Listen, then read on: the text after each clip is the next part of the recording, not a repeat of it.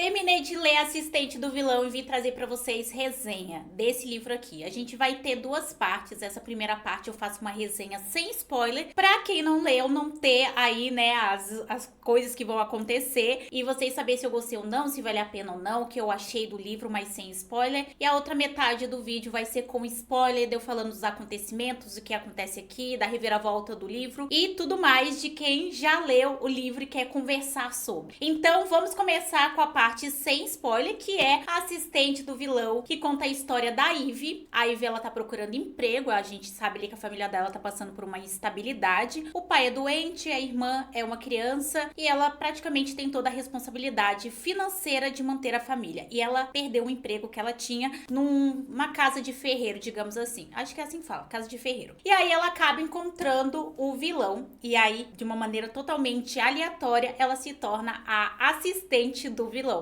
E a gente vai vendo o desenvolver dessa história. Vou falar pra vocês o que eu achei desse livro sem spoiler. E, gente, eu gostei muito. Mas eu vejo que esse livro, ele traz aí uma dualidade, né? Ou você ama ou você odeia. E eu acho que eu criei uma teoria do porquê que isso acontece. E eu vou explicar pra vocês. Porque se caso você não tenha comprado ou está pensando em comprar, eu acho que algumas informações importantes de você saber antes de ler, para que você não crie uma expectativa errada sobre esse livro aqui do que ele vai te oferecer, beleza? Então vamos começar. A leitura é extremamente fluida e fácil, gente. É uma leitura muito gostosinha, é uma coisinha meio sessão da tarde, é uma atmosfera família, assim, você vai vendo a Ivy construindo a história, se descobrindo, se encontrando nesse meio do que ela tá passando. Então vamos para o que tem nesse livro e para o que não tem nesse livro. O que tem nesse livro é uma fantasia aconchegante. É algo que você lê, não exige muito de você. A fantasia que ela não é elaborada, não é uma coisa que você precisa ficar decorando termos, reinos e essas coisas. É uma coisa mais divertida, mais leve. Eu vi muita gente falando também que esperava uma comédia muito grande, porque quem lê esse livro acaba comparando ele um pouco com o Shrek, sabe? Um humor vibe Shrek. E aí eu acho que as pessoas esperavam uma coisa muito engraçada.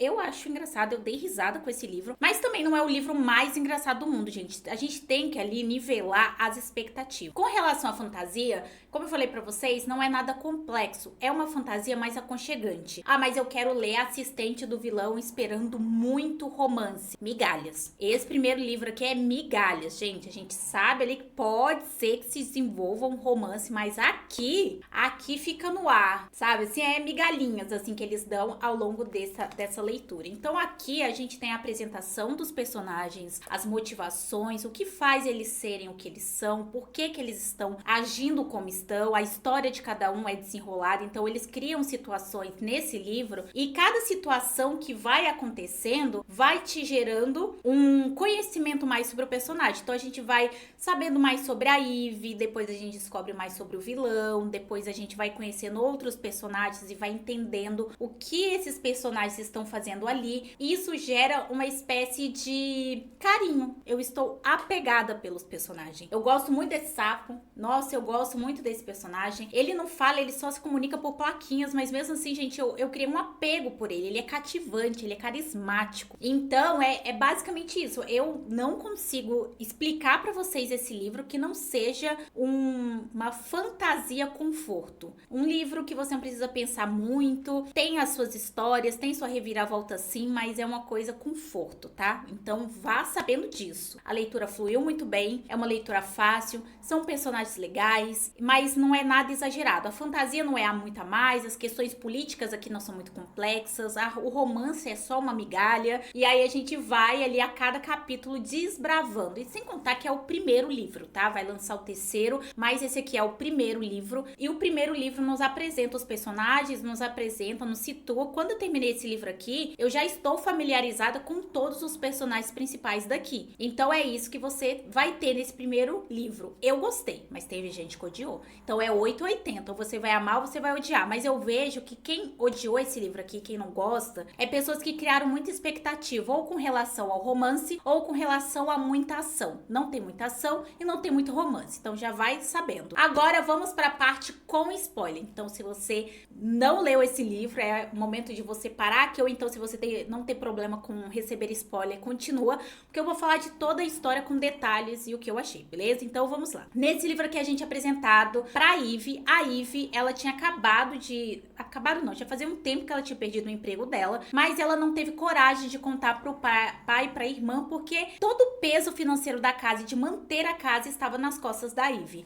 Então ela estava passeando por uma floresta que não era muito aconselhável você ficar passeando nessa floresta, e ela tava ali passeando, e aí, gente, ela encontra com o vilão. Ela esperava que o vilão fosse um homem mais velho, mas na verdade o vilão é um pouco mais velho do que ela. Ela acha ele muito atraente e ele está fugindo de cavaleiros que estavam perseguindo ele. A Ivy não tem o que fazer, ela acaba fugindo com ele, porque ninguém ia perguntar o que ela estava fazendo ali com aquela pessoa, né, que ela sabia que era o vilão, mas depois a gente descobre que os cavaleiros não sabiam que ele era o vilão, e sim, eles estavam perseguindo ele por conta do Reinaldo, que é o sapo. Então, sapos ali, criaturas mágicas, vale muito, e essas pessoas queriam roubar dele pra vender. E aí ela é levada por ele lá pro esconderijo dele, onde ele trabalha, onde ele vive, e aí ele oferece um trabalho pra Ivy. A Ivy comenta ali, enquanto eles estão fugindo, que ela precisava de um emprego, e ele oferece esse emprego e justifica dar esse emprego pra ela, porque primeiro ela vai estar trabalhando pra ele e não vai ter como ela entregar nem trair ele, porque tem uma tinta lá que ele coloca nos funcionários. Se os funcionários tentar fazer algo contra ele,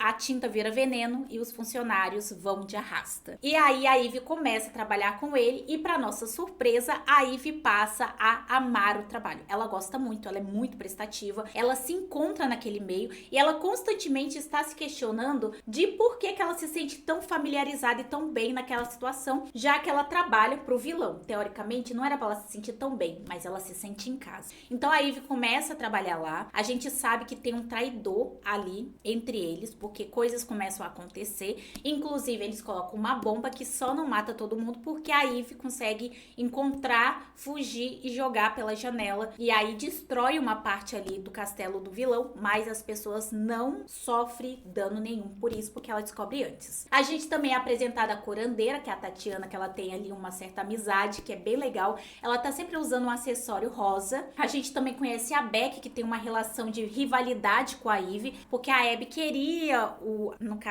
cargo de assistente e ele tava vago, ela tava batalhando pra ter, mas aí a Ivy chegou e ficou com o cargo, e aí criou uma espécie de rivalidade entre a Ivy e a Beck. A gente também tem o Blade, que ele treina o dragão, e o dragão, ele é o fofucho, ele é bem fofo, e não era pra ele ser, mas ele é, e ele treina o dragão, né, e o vilão acabou abrigando o Blade com o dragão, em troca do Blade treinar o dragão. E aí a gente tem esses personagens principais, e depois a gente é apresentado pra outros. Por exemplo, a Claire, que é a irmã do vilão, que é a ex da Tatiana. As duas teve um romance aí que acabou se rompendo por divergência de ideias. Nós também é apresentado o irmão do vilão, né, que ele trabalha ele é dono de um bar, e nós também temos, no caso, o pai do vilão. O pai do vilão é um grande mago, curandeiro. A Cleide faz poções, e no caso do irmão do vilão, ele faz relógios. Inclusive, esse relógio foi usado na bomba. E aí, a gente vai ver nesse desenvolver da história deles tentando descobrir. O foco principal aqui nesse livro é descobrir quem é o traidor. Quem é a pessoa que está entregando o vilão, que está passando informações. Só que é tudo muito estranho, porque tem informações que só o vilão e a Ivy sabia, sabe? Ou uma outra pessoa. E ninguém dessas pessoas eram os traidores, né? Então a Ivy chega até a falar, não, você tem que me investigar também. Ele fala, não tem como, você tá marcada com a tinta. Tinta essa que a gente descobre que não é a mesma tinta que ele usa nos funcionários. Ele não teve coragem de marcar a Ivy com uma tinta que poderia fazer mal pra ela e levar ela de arrasta. Então ele colocou uma dourada. Dourada que protege a Ivy contra alguém que tente fazer mal pra ela. E ele também se tatuou com essa, né, tinta dourada, porque se a Ivy corresse perigo, ele saberia. Então, desde o início, o vilão já tinha aí um sentimento pela Ivy que a gente vê que foge bem da curva. Principalmente porque ele é uma vibe meio Grinch. O Grinch, ele não aceitava nada que pudesse fazer o coração dele ficar quentinho e maior, sabe? E eu sinto que o vilão também. Então, quando o vilão dava um sorriso, ele, não, eu não posso sorrir, eu sou um vilão. Aí, às vezes, do nada, o vilão, sei lá, tinha algum momento carinhoso. Não, eu não posso com carinho, como se o coração dele fosse aumentar. Como se isso fosse uma coisa horrível, sabe? Eu senti que essa temática lembra muito o Grinch, eu gosto bastante. Depois disso, a gente vai chegando aqui pro final da história. E aí, a gente vê várias coisas acontecendo, né? Eles quase caem uma armadilha, que é quando nos é apresentado o pai do vilão. Inclusive, o pai do vilão é levado, e aí eles tentam ali recuperar o pai, né? Começam a planejar pra recuperar o pai do vilão. E aí, a gente também tem uma outra criatura que o rei quer muito. E o vilão, ele pega essa criatura. Então, ele tem o macho e a fêmea. E o rei, o rei Benedict, ele passa a ser mais agressivo, porque ele quer essas criaturas. Porque essas criaturas, tem uma lenda que diz que essas criaturas podem trazer cura. E ele quer usar isso pro marketing dele. E ficar mais poderoso e dominar mais o reino e outros reinos. Enfim, ambição, resumindo. E aí, a gente tem a grande reviravolta dessa história, que a gente descobre que o grande vilão aqui em questão é o pai da Ivy. E aí, a gente descobre um monte podre, gente.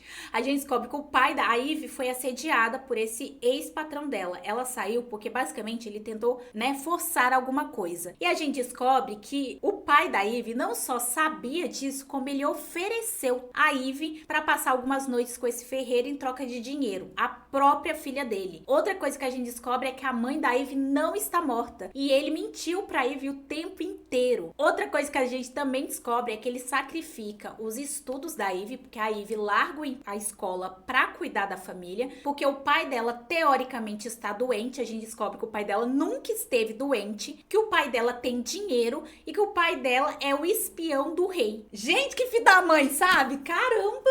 Sério mesmo, tem pai que, olha, falar pra você, inimigo, eu acho que tem mais compaixão. E aí a gente descobre esse monte de podre e junto com isso a gente descobre também que eles descobrem tudo que acontece lá dentro do castelo, né, do esconderijo do vilão, porque o pai da Ivy deu pra ela uma tinta azul camuflada, né, que ele camuflou com, se eu não me engano, vermelho. E essa tinta, tudo que a Ivy escreve, o pai sabe. Então, basicamente, ele tava investigando e invadindo tudo que a Ivy escrevia dentro da agenda do vilão, e era por isso que ele sabia, por isso que ele conseguiu entrar no castelo, sabia os pontos de entrada, sabia onde ele tava, os pontos fracos, tudo isso porque a Ivy escrevia no caderno e ele sabia por conta dessa tinta azul que espelha tudo que ela escrevia. Além disso, né, que já não tivesse ruim o suficiente, a gente também descobre que ele já tinha abrido mão da Ivy e estava disposto a sacrificar a Ivy desde que ela começou a trabalhar com o vilão. Tipo, como se ela já tivesse perdido ela. Então a bomba poderia ter matado a Ivy, mas ele não se importava, porque pra ele já tinha perdido a filha dele. Ai, gente, que ranço desse homem. E aí a gente fica assim, eu fico chocado, porque tudo isso é assim, nas últimas páginas, assim, ó, que a máscara dele cai e a gente descobre quem ele é. A Ivy dá um sedativo pro pai. Então, quando ele conta tudo isso, a Ivy já sabia, então ela não foi pega de surpresa. E aí eles levam o pai da Ivy lá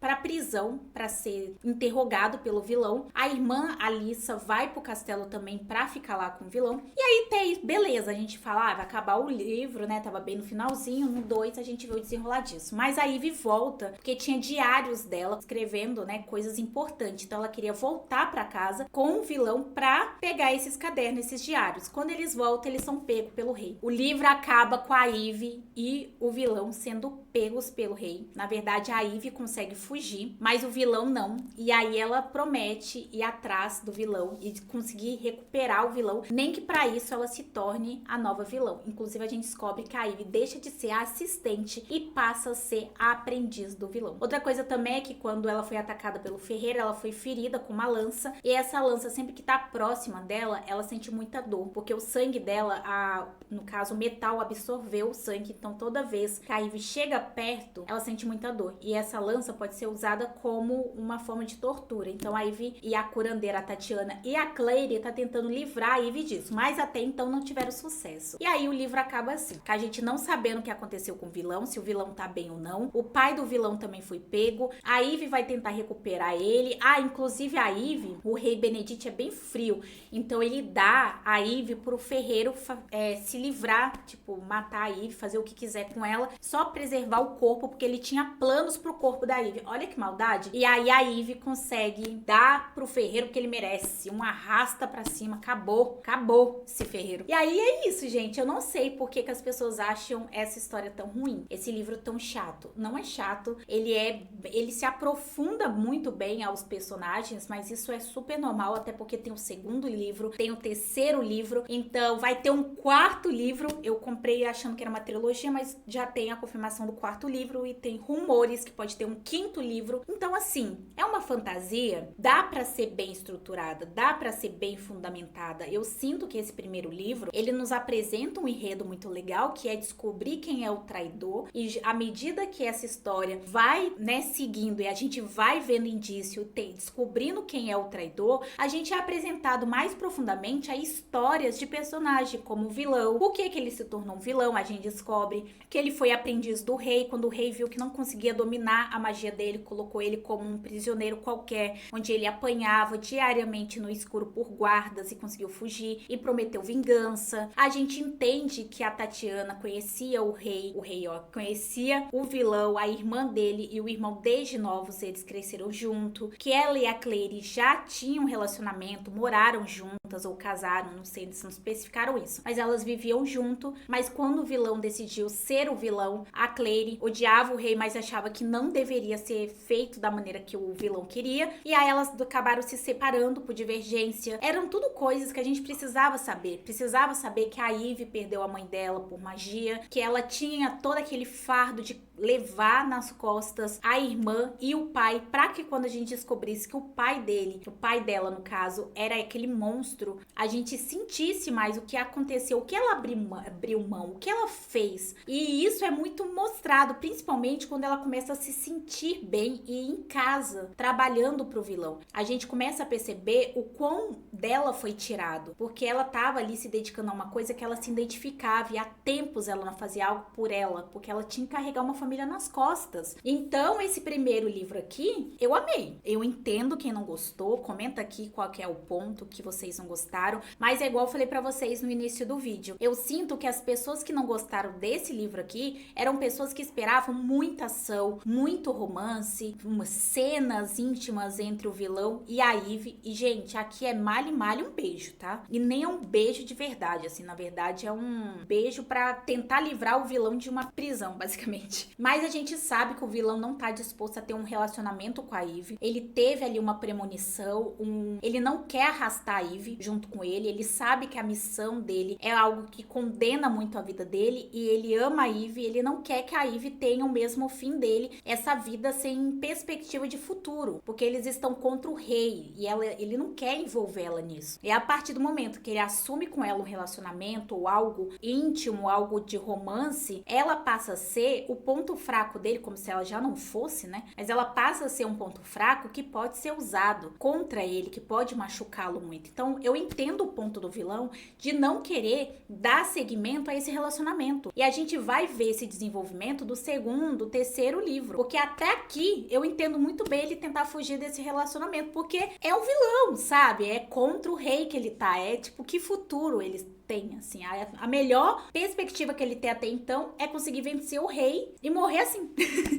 Basicamente. É isso, eu dei 4 estrelas pra esse livro aqui, e eu dei 4 estrelas e meia, eu só não dei 5 estrelas, porque eu achei que eles deixaram tudo muito pro final. Eu queria que tivesse acontecido tudo que aconteceu mais ou menos aqui, pra gente ter mais detalhes, sabe? Eu achei que o final ele foi muito corrido, tipo, eles foram dando migalhas de coisinhas pra gente. Quando a Ivy descobre que é o pai dela, foi tudo muito corrido. Então eu tirei meia estrela, basicamente, por causa disso. Então 4 estrelas e meia. Leitura muito fluida. Gostei muito da história. A prova disso é que eu reli esse livro. É a segunda vez que eu li ele. É a segunda vez que eu vou ler também A Aprendiz do Vilão, pra estar preparada pra Aliada do Vilão, que vai chegar aqui daqui 7 dias. Então eu tenho 7 dias pra ler o outro livro e trazer resenha pra vocês. Comenta aqui o que vocês acharam desse livro e me conta aqui. E caso você não tenha gostado desse livro, comenta aqui o porquê você não gostou dessa leitura. E é isso, até o próximo vídeo.